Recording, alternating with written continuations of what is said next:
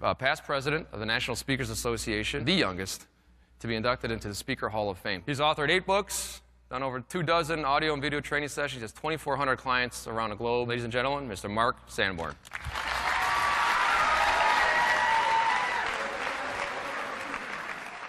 Today I'm going to tell you a story. You're going to think on the surface the story doesn't have anything to do with what you do in practice, analysis, or the products and services you provide, but I absolutely believe the story I'm about to share is the past, present, and future of Henry Schein.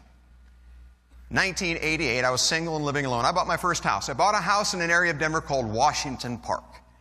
An old 1928 bungalow. It was about 950 square feet. I lived in my new old home all of about 2 days when there was a knock on the front door. I opened the front door, and standing there was a relatively short fellow. He was about 5'3", weighs about 115 pounds, wearing a blue-gray uniform, carrying a bag, an Errol Flynn mustache, and he says, "Good morning, Mr. Sanborn. My name is Fred. I am your postman. I just stopped by to say welcome to the neighborhood, introduce myself, and find out a little bit about you and what you do for a living." I've been receiving mail all of my adult life. I can't ever recall getting a personal introduction to the postal carrier, but I thought it was a nice touch. I said, "Fred, thanks for stopping by." I said, "I am a professional speaker. I do not have a real job." Fred said, "Well, that's important for me to know. If you're a speaker, you must travel a lot." Now, at the time, I was doing about 220 days a year on the road. And I told him that. And Fred said, "Great. If you'll just give me your calendar so that I know when you're in town. I'll hold your mail for you. I'll bundle it. I'll only deliver it on the days that you're here to receive it." Now, I'd never had a choice of a la carte mail service before either. I said, "Fred, you know, that's probably not necessary." I said, I've got a pretty big box right here on the side of the house. Why don't you just leave the mail in the box? I'll pick it up when I come back into town." Fred said, "Well, Mr. Sanborn, let me point out, you know, burglars watch for mail in the box. That's how they know you're gone." He said, "Here's what I'd recommend instead." He said, "I'll be glad to put mail in your box as long as the lid closes. That way nobody will know that you're gone. Any mail that doesn't fit in your box, I'll put in between the screen door and the front door. Nobody can see it there. And if that area becomes too full of mail, I'll hold the rest of your mail for you until you come back into town." Now, Fred is more worried about my mail than I am. But after all, he is the postal professional. Listen and consider, a professional is someone who is more concerned about the solutions to your problems than you are.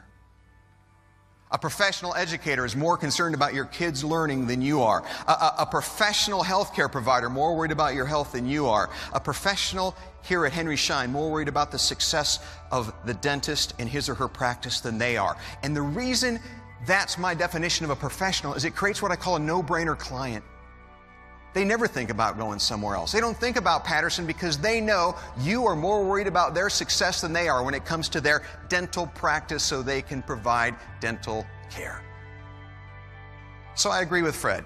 Loved him. I thought he was awesome, really funny. I think he really resonated with the crowd. Mark, he kept me awake, he kept me laughing, and kept me engaged, and I appreciate that. You know, in my work with audiences, I often kid around and I say that politics comes from 2 root words. Poly meaning many and ticks meaning bloodsuckers. I mean, he was selling jokes, really personable. Brings it down to a level where we can all understand, whether it's personal life or professional life, all of it makes sense and you can apply it everywhere. One of the things I try to do is create congruence between what I say on the platform, how I live my life, and importantly, how I run my business. Awareness comes through real flesh and bone principles. Ordinary people doing extraordinary things. And that's the beginning point to helping people understand that we're all ordinary, but that nobody can prevent you from choosing to be extraordinary. I spend most of my waking hours thinking about possibility, because potential is about possibility. All of us know how good we become, none of us know how good we could be. And what I'd like you to do right now, since almost everyone in the room either has ridden or currently does ride a bicycle, I would like you to just turn to the person next to you and share the answer to this question. How fast do you think it's possible to ride a bicycle? Just take 20 seconds, turn to the person next to you, and miles per hour, how fast do you think it is possible to ride a bicycle? All right, let me get your attention back. Now I want you to keep in mind the number, the miles per hour that you chose and the miles per hour that your colleague chose.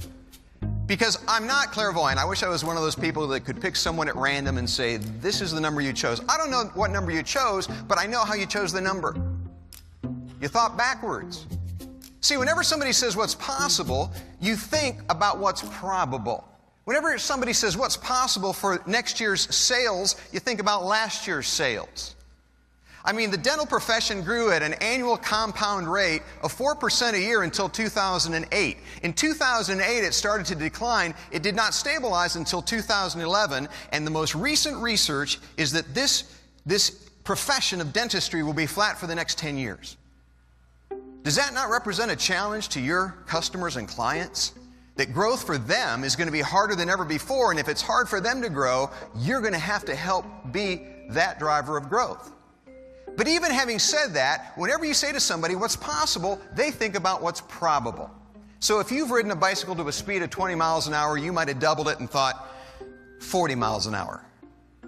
And if you watch the Tour de France on TV, you see them coming down out of the mountains on skinny, tired bicycles. They're doing 60, sometimes approaching 70 miles an hour. But you say, hey, Mark, that's gravity.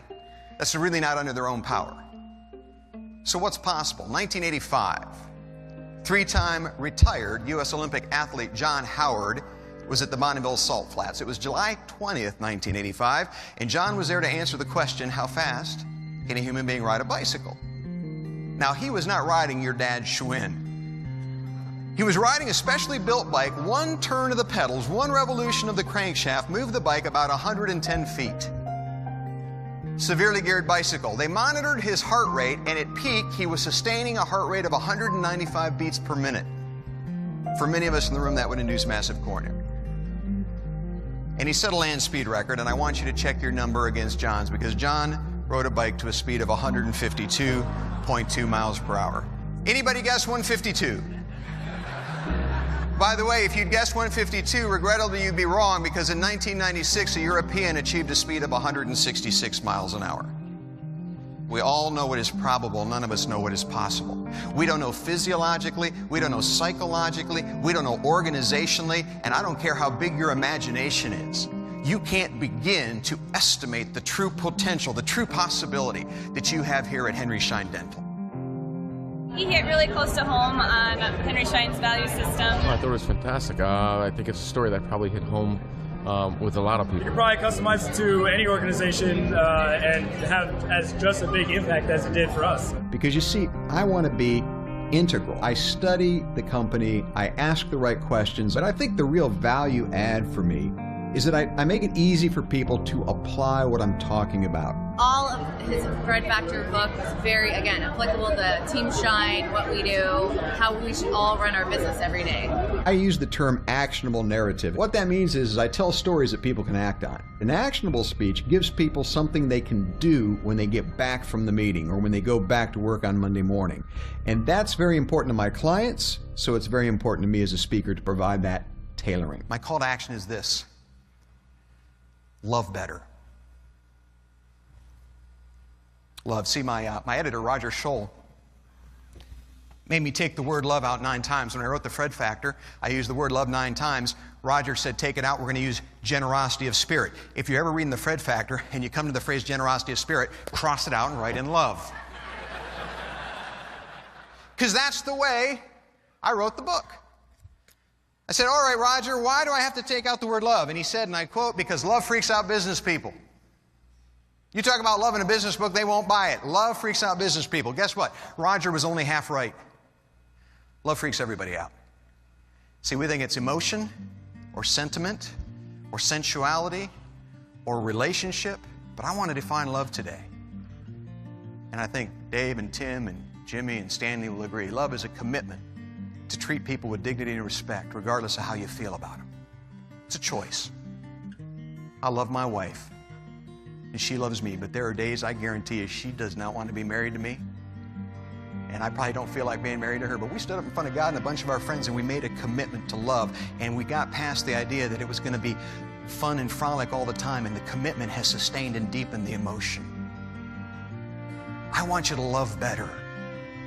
They asked Lindsay Owen-Jones when he was the CEO of L'Oreal, arguably the most successful cosmetics company in history. They said, Forbes magazine, they said, what is the secret of L'Oreal's success? And it was the best answer I've ever heard a CEO give. He said, if there was a reason why we are successful at L'Oreal, it is because we love this business a little bit more than our competition. You are successful at Henry Schein because you love this business a little bit and probably a lot more than the competition. I hope you love who you do it with. I hope you love the people on your team, the people sitting next to you, the people that support you at corporate, the events team, because what I do up here for an hour is nothing compared to the kind of work the events team has put into an event like this. I hope you love them, and here's the good news, you don't have to like them, because like's an emotion. But you gotta love them. You say, Mark, how can I love people who are so diametrically different, who don't always support me, who sometimes argue with me? Here's how you do it. You love them because you share this commitment. You are as committed to the success of Henry Schein and his clients as they are, and vice versa. Because if you share that commitment, you can put up with a lot of differences among people on your team. I hope you love who you do it with. And finally, I hope you love who you do it for.